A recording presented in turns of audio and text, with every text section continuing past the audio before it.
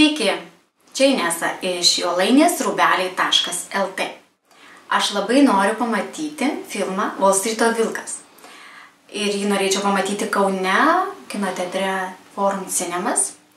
O filmą norėčiau pamatyti todėl, kad esu dalyvavusi Ramūno Karpuškos 30 dienų iššūkyje. Pati asmeniškai Ramūną Karpušką pažįstu. Labai daug naudingų dalykų jis man davė gyvenime ir daug patarimų. O Ramūno Karpuškos klientas yra Jordan Belfort, pagal kurio istoriją ir pastatytas Wall Streeto vilkas. Žinau iš Ramūno asmeniškai, kad tikrai daug dalykų jis pats mokėsi iš Jordano Belforto.